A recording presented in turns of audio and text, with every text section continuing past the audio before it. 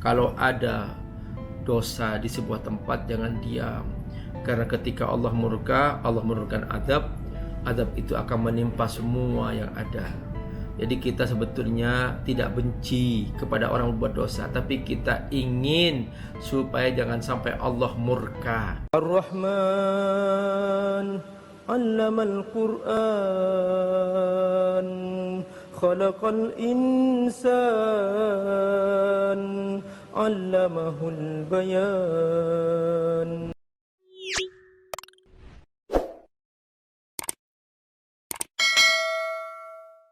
Kisah di zaman Nabi Soleh, yaitu kisah kaum Samud. Kaum Samud ini adalah kaum yang bandel. Ya, dia merasa dirinya hebat dan dia sombong karena Allah kasih kelebihan-kelebihan. Nabi Soleh yang diutus kepadanya ditolak, dia mendustakannya, bahkan dia ngeyel. Dan satu hari saking ngeyelnya dia itu menantang Nabi Soleh agar bisa mendatangkan seekor unta yang besar, unta raksasa yang saking besarnya unta itu sampai kalau dipandang dia itu memenuhi padang pasir. Di padang pasir seluas itu menjadi satu unta. Jadi mereka itu sebetulnya pengen menguji Nabi Soleh apakah benar Nabi atau tidak. Dan memang mereka nggak mau beriman sebetulnya gitu, hanya main-main aja gitu. Ya udah Soleh, kalau kamu memang Nabi, coba buktikan bahwa kamu Nabi, yaitu coba jadikan padang pasir ini seluas ini jadi unta, satu unta aja gitu, sebesar ini gitu. Jadi supaya mustahil gitu dalam diri mereka, disangkanya itu nggak mungkin terjadi. Dalam pikiran mereka itu nggak mungkin terjadi gitu. Karena nggak mungkin ada unta sebesar itu. Tapi bagi Allah kun fayakun, tidak ada yang mustahil bagi Allah Subhanahu wa ta'ala. Benar kata Nabi Soleh, apakah kamu mau beriman kalau itu terbukti? Iya, kami beriman. Maka tibalah saatnya Bapak Ibu, di hari H Allah Subhanahu wa ta'ala mengumpulkan mereka. Dan tiba-tiba padang pasir itu bergetar, terbelah menjadi dua, muncullah unta raksasa yang besar. Dan benar terjadi, sebesar padang pasir itu. Kata Nabi Soleh, ini unta sekali minum, dia seluruh air di kampung ini habis. Makanya minumnya gantian. Hari ini unta minum, besok kamu yang minum. Jadi gantian. Hari ini kamu gak usah minum. Maka dengan peristiwa ini mereka menderita. Wah, ini musibah nih unta. Mereka juga gak beriman. Mereka gak beriman. Akhirnya ya datang sekelompok mereka itu, dia diam-diam tiba-tiba menyembelih unta itu. Setelah itu Nabi Soleh mengatakan, ini unta Allah, kenapa kau sembelih? Ya udah, akhirnya Allah katakan kepada Nabi Soleh, ya udah biarkan dia 3 hari bersenang-senang dengan daging unta itu. Setelah itu Allah datangkan azab yang pedih. Allah goncang segoncang-goncangnya pada mereka, dan akhirnya mereka berakhir di situ. Nah, ini penutup surah Asy-Syams ini tentang peristiwa itu. Kadzabat Samud bitaghwaha. Kaum Samud telah mendustakan Nabi Soleh,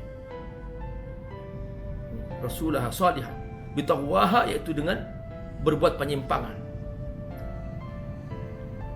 Idzim basa ashqaha. Ketika itu, setelah unta sudah ada, muncullah seseorang yang dari mereka itu yang paling bandel, disebut dengan Qudar, namanya Qudar.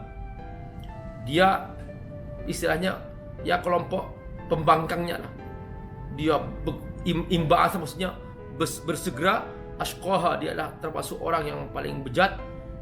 namanya Qudar, dan dia berangkat waktu itu untuk menyembelih unta di ila aqrin naqah, imba'atha ila aqrin naqah biridahu. Jadi dia ingin menyembelih unta ketika itu. Maka Nabi SAW mengatakan, faqala lahum Rasulullah naqatallahi wa suqiyaha. Nabi SAW mengatakan, ini unta Allah, jangan kau sembelih, beri minum, wa suqiyaha, beri minum. Jadi gantian minumnya, sehari minum, kamu minumnya sehari juga, gantian. Maka setelah terjadi penyembelihan itu, akhirnya terjadilah apa yang terjadi. Fakadzabuhu fa'aqaruha. Mereka mendustakan pernyataan Nabi sallallahu alaihi wasallam. Mereka menolak peringatan Nabi sallallahu alaihi wasallam. Maka mereka menyembelihnya fa'aqaruha.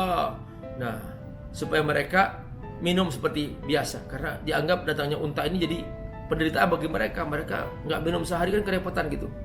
Nah, maka turunlah azab yang besar. Fadamdama alaihim rabbuhum bidzambihim fasawwaha. Damdama maksudnya atbaqa, Allah menimpakan azab kepada mereka.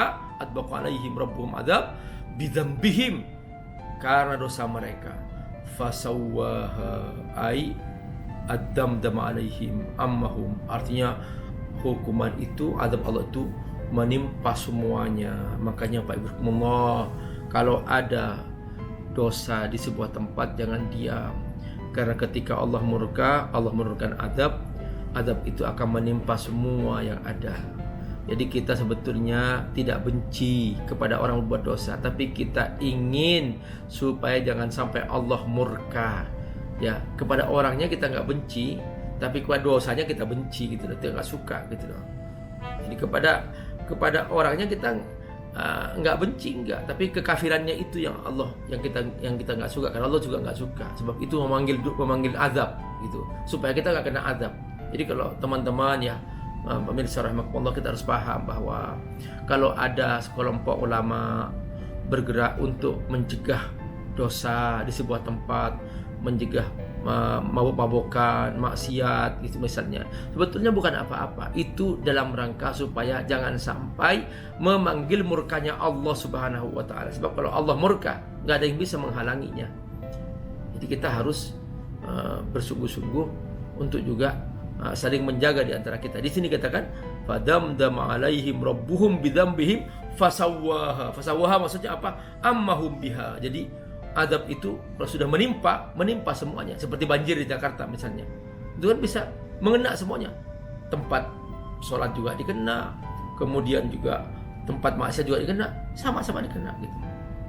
Maka supaya kita aman, ayo kita lindungi lingkungan kita dari maksiat dan dosa-dosa. Lalu Allah tutup dengan sebuah pernyataan, wala yakhafu uqbaha. Uqbaha maksudnya tabiatha. Maksudnya Allah tidak pernah takut akibat dari sebuah azab. Jadi kalau Allah menurunkan azab, Allah nggak takut akibatnya, karena Allah Maha Kuasa. Ya, itu azab pun dari Allah. Misalnya ini, kalau kita merobohkan rumah, kita takut kena robohnya. Kalau kita merobohkan pohon, kita takut kena robohnya. Tapi kalau Allah menggoncang bumi, menggoncang langit, Allah nggak takut kena bahayanya. Itu enggak, karena Allah Maha Kuasa. Allah Maha Perkasa.